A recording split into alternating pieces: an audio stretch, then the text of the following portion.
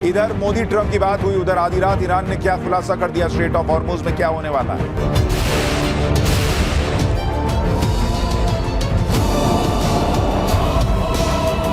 Trump का plan B क्या है आगे बताऊंगा, लेकिन आप यह भी देखिए कि इधर ट्रंप ईरान से बातचीत का दावा कर रहे हैं, उधर ट्रंप ने कल 25 दिन के युद्ध के बाद पहली बार पीएम मोदी से भी बातचीत की। मतलब जब ट्रंप युद्ध में सबसे अहम मोड़ पर खड़े हैं तब उन्होंने सीधे पीएम मोदी को भारत को फोन लगाया। और हमने आपको कहा था कि ट्रंप अब युद्ध में भारत की मदद चाहते हैं, ईरान से बातचीत में भारत की मदद चाहते हैं, दोनों में से कुछ भी हो सकता है।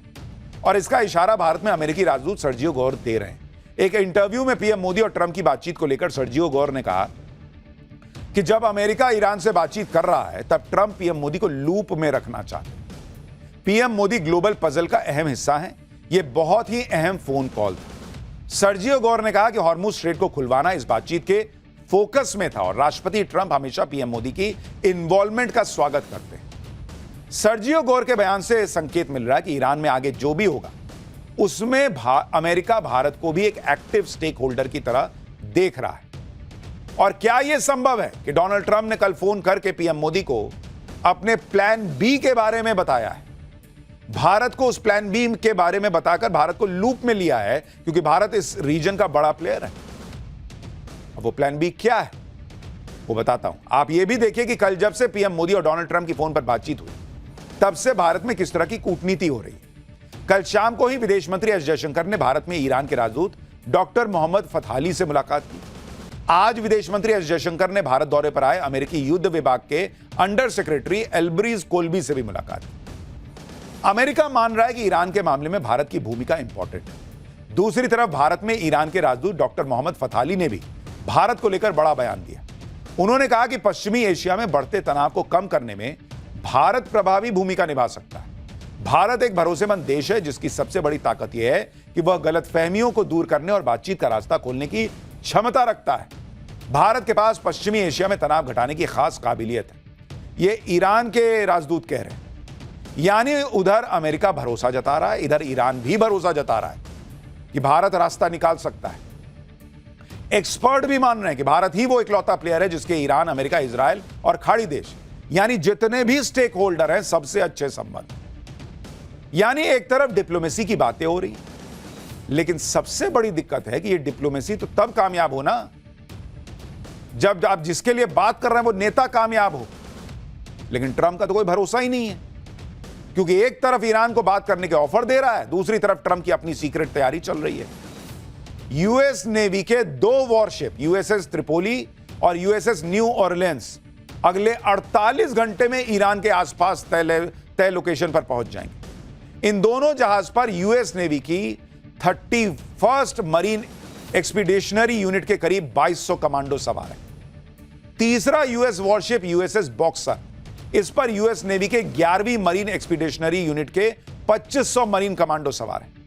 मतलब अमेरिका के 3 जहाजों पर करीब 5000 मरीन कमांडो ईरान में घुसने के लिए पहुंच रहे हैं।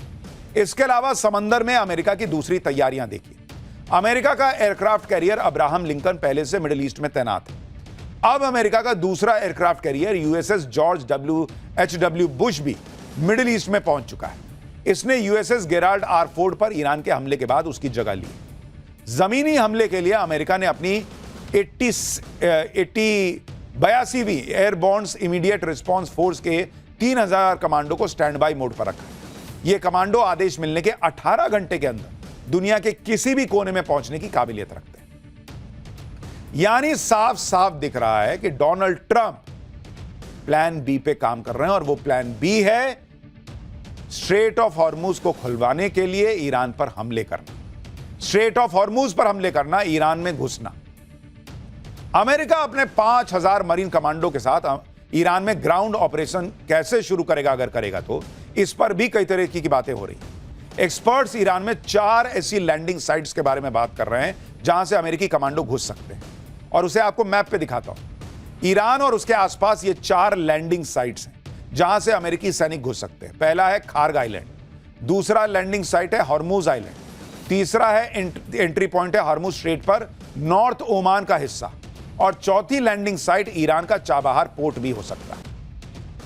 लेकिन ईरान की धरती पर कदम रखना अमेरिका के लिए बहुत चैलेंजिंग है। अगर ईरान में घुसना इतना हलवा होता तो अमेरिका 25 दिन से बम पे बम नहीं गिरा रहा होता, वो घुस गया होता अब तक। वो वेनेजुएला की तरह कब का ईरान को निपटा चुका होता। ईरान में अमेरिका को ग्राउंड ऑपरेशन शुरू करने में क्या क्या खतरे हैं, कौन कौन सा चैलेंज है, वो 4 पॉइंट में समझिए।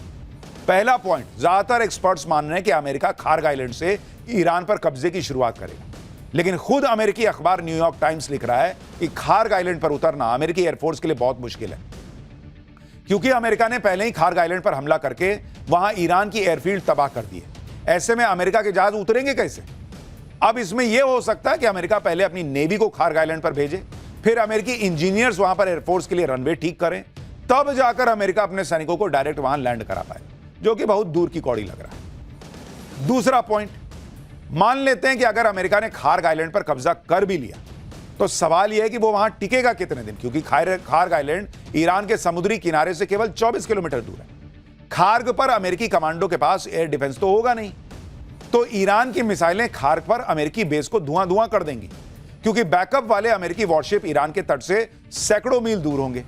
जब तक वो ईरान की मिसाइलों को डिटेक्ट कर पाएंगे तब तक ईरान की मिसाइलें खार्ग पर अपना काम कर चुकी होंगी। अमेरिका के ग्राउंड ऑपरेशन की अटकलों के बीच एक बड़ा फैक्ट यह भी निकलकर सामने आ रहा है कि ईरान के आसपास मिडिल ईस्ट में अभी अमेरिका के जिन 50,000 सैनिकों की तैनाती है, वो सैनिक किसी देश पर कब्जे के लिए ट्रेंड ही नहीं है। इसलिए अमेरिका अपने 5,000 मरीन कमांडो पर ही ग्राउंड ऑपरेशन शुरू करने के लिए डिपेंडेंट है। अगर अमेरिका ने ईरान में 2 स्ट्रैटेजिक लोकेशन पर कब्जा कर लिया तभी वो ईरान पर काबू कर सकता है। पहला खार्ग आइलैंड, जहां से ईरान का 90% तेल एक्सपोर्ट होता है, और दूसरा है हॉर्मुज स्ट्रेट। लेकिन आप यह भी याद रखिए कि अमेरिका को स्ट्रेट ऑफ हॉर्मुज पर कब्जा करने के लिए उसके सभी मिसाइल सेंटर्स को उड़ाना होगा। इसके अलावा हॉर्मुज स्ट्रेट में ईरान की 5,000 नेवल माइंस को भी अमेरिका को हटाना बड़ा चैलेंज होगा, क्योंकि ये माइंस 4 लेवल पर समुद्र के सतह से लेकर समुद्र के बेस तक में फैली हुई, और अगर ईरान को ऐसा लगा कि वो बाजी हार रहा है तो वो गल्फ में सभी देशों की एनर्जी साइट्स को फोड़ना शुरू कर देगा, जिसके बाद ऐसी चीख पुकार मचेगी कि अमेरिका को ईरान से बैकआउट करने के अलावा शायद ही कोई ऑप्शन बचेगा। इस बीच सोशल मीडिया पर एक वीडियो वायरल हो रहा है जिसे देखकर लोग हैरान हैं।